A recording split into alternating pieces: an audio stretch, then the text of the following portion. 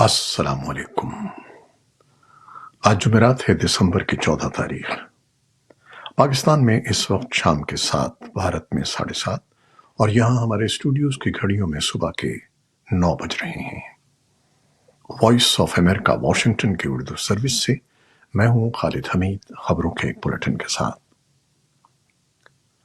پاکستان کی بری فوج کے سربراہ جنرل عاصم منیر کے پہلے دورہ امریکہ کے دوران امریکی وزیر دفاع لائیڈ آسٹن سے ملاقات ہوئی ہے، اور امریکی محکمہ دفاع کے مطابق ایک پریس ریلیز میں کہا گیا ہے کہ وزیر دفاع لائیڈ آسٹن نے پاکستان کے chief of army staff general Asim Munir کی پینٹاگون آمد پر ان کا استقبال کیا۔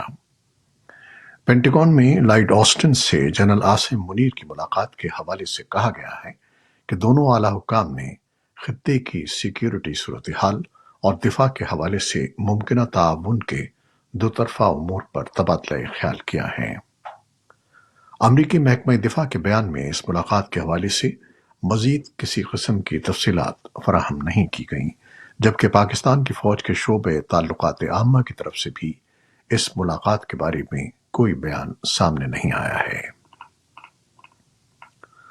پاکستان نے کل عدم شدت پسند تنظیم تحریک طالبان TTP اور پاکستان کے درمیان کسی بھی قسم کے مذاکرات کے دعووں کو قیاس آرائیاں قرار دیتے ہوئے انہیں قطعی طور پر مسترد کر دیا ہے۔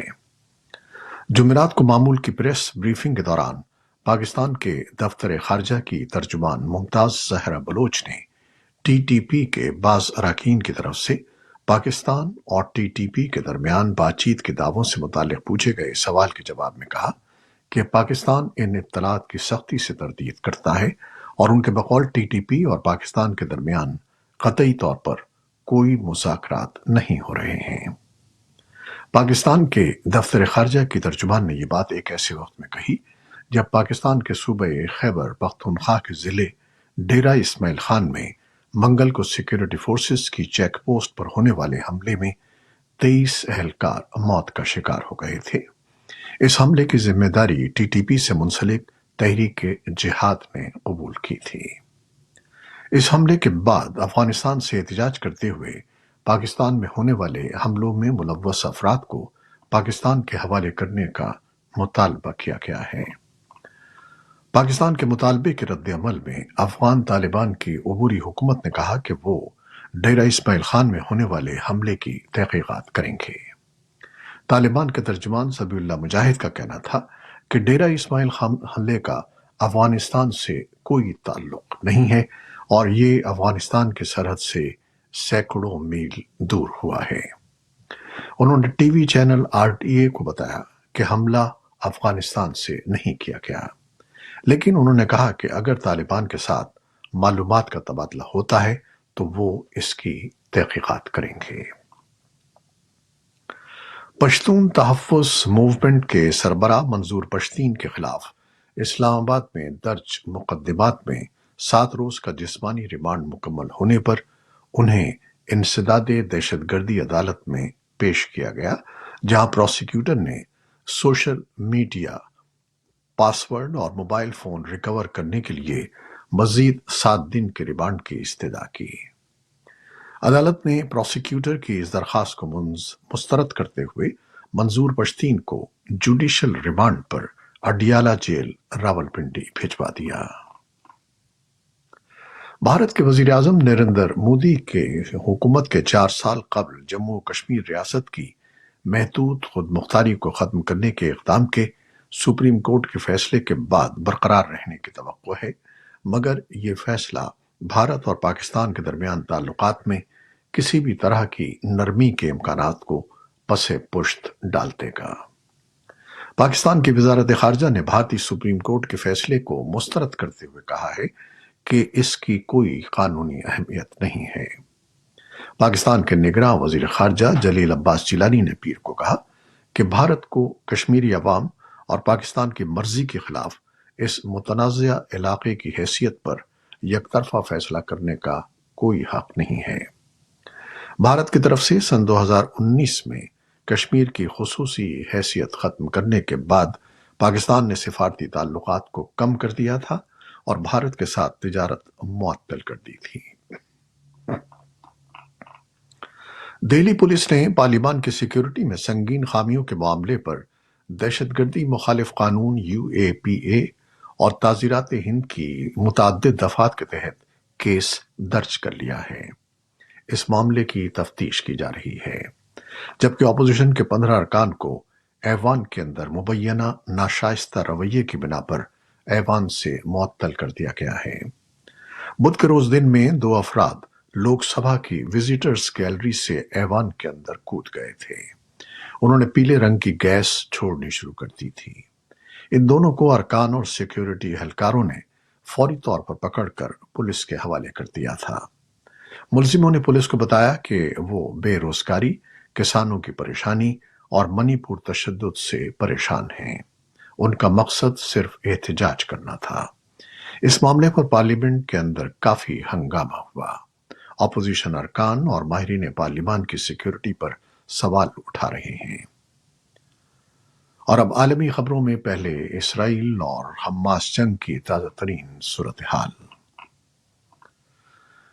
اسرائیلی فورسز نے جمعرات کو غزہ کی پٹی میں مزید فضائی حملے کیے ہیں، جو وائٹ ہاؤس کے ایک اعلیٰ عہدیدار کے دورے سے قبل ہوئے ہیں۔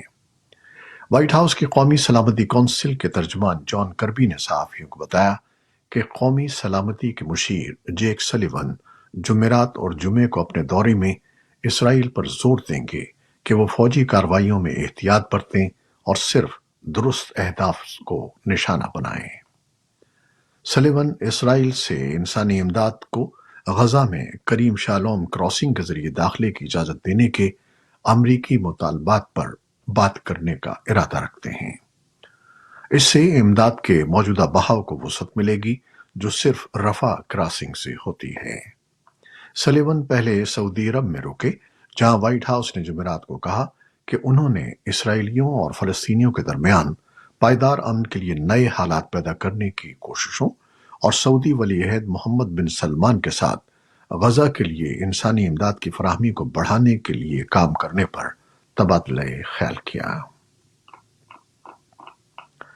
امریکہ کے ایوان نمائندگان نے ریپبلکن پارٹی کے اکثریتی ووٹ سے ڈیموکریٹک صدر جو بائیڈن کے خلاف مواخذے کی تحقیقات کی اجازت دے دی ہے۔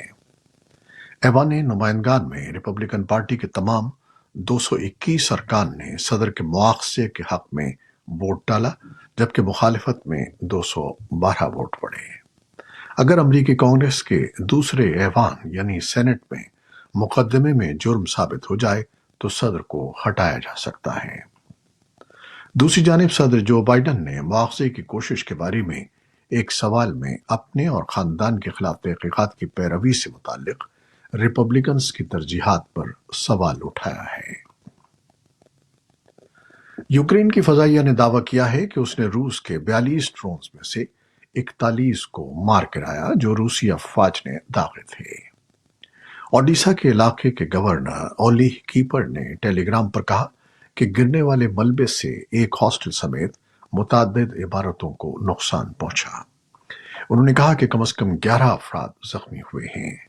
کیپر نے کہا کہ روسی افواج نے دریائے ڈینیوب کے کنارے واقع ازمیل کے علاقے میں بندرگاہ کے بنیادی ڈھانچے پر بھی حملہ کیا، جس سے کئی گودام تباہ ہو گئے۔ ادھر روس کی وزارت دفاع نے بھی کہا کہ گزشتہ رات اس کے فضائی دفاع نے ماسکو اور کالوگا کے علاقوں میں 9 یوکرینی ڈرونز کو تباہ کر دیا۔ ماسکو کے میئر سرگئی سوبیانین نے بتایا کہ 2 ڈرونز روسی دارالحکومت کے جنوب مغرب میں واقع قصبے نورفوک مینک کے قریب گرائے گئے۔ سوبیانین نے کہا کہ نقصان یا جانی نقصان کی کوئی اطلاع نہیں ملی۔ روس کے صدر ولادیمیر پوٹن نے جمعرات کو کہا کہ یوکرین میں امن تب ہوگا جب ان کا ملک اپنے اہداف حاصل کر لے گا اور یہ کہ ان مقاصد میں کوئی تبدیلی نہیں آئے گی۔ پوٹن نے یوکرین سے نیٹو اتحاد میں شامل نہ ہونے کا مطالبہ بھی کیا ہے۔ نیٹو کے سیکرٹری جنرل یانس اسٹالٹنبرگ نے برسلز میں جمعرات کو صحافیوں کو بتایا کہ روسی رہنما نے امن کی تیاری کے کوئی آثار نہیں دکھائے۔ اسٹالٹنبرگ نے کہا کہ یوکرین میں منصفانہ اور دیرپا امن تک پہنچنے کا واحد راستہ पुतिन को कायल करना है कि वो मैदान जंग में नहीं जीत सकते और इत्तेहादियों के लिए यूक्रेन की हिमायत जारी रखना चाहिए। फिनलैंड के वजीर आजम पेट्रो ऑर्पो ने ब्रसल्स में होने वाले मुज़ाकरात में कहा है कि यूरोपीय यूनियन किसी भी ब्लैकमेलिंग को कबूल नहीं कर सकती। इन मुज़ाकरात में यूक्रेन के इल्हाक पर बातचीत की जाएगी, जबकि हंगरी के वजीर आजम विक्टर ओरबान यूरोपीय यूनियन की रुकनीत के मुज़ाकरात और यूरोपीय यूनियन के बजट से कीव के लिए 50 बिलियन यूरो की माली इमदाद दोनों के हक में नहीं है। वर्ल्ड फूड प्रोग्राम सूडान का कहना है कि अगर खुराक तक रसाई और बाकायदा तरसील को बढ़ाया नहीं गया तो मुल्क में भूख में इजाफे का शदीद खतरा है। WFP की तर्जुमान लेनी किन्सली ने कहा कि मुतासर इलाकों में दारुल हुकूमत खर्तूम के साथ साथ मगरिब में दारफूर का इलाका और जुनूबी वस्ती कॉर्डोफान का इलाका भी शामिल है। किन्सली ने कहा कि एक नए तज्जिये से पता चलता है कि सूडान फसल की कटाई के मौसम में अब तक की सबसे ज्यादा भूख का शिकार है। ये थी वो खबरें जो फेसबुक लाइव पर हमने आपके लिए पेश की। हमारी वेबसाइट, यूट्यूब और पॉडकास्ट पर यह बुलेटिन आपके लिए पोस्ट कर दिया जाता है। आप हमारे बुलेटिन को शेयर करते हैं और अपने कमेंट्स में अपनी मोहब्बतों का इज़हार करते हैं, जिसके लिए हम आपके बेहद ममनून हैं। अपनी इन काविशों को जारी रखिएगा। न्यूज़ प्रोड्यूसर आयजा इरफान और न्यूज़ एडिटर बहजत जिलानी के साथ खालिद हमीद को अब इजाज़त दीजिएगा। अल्लाह हाफिज।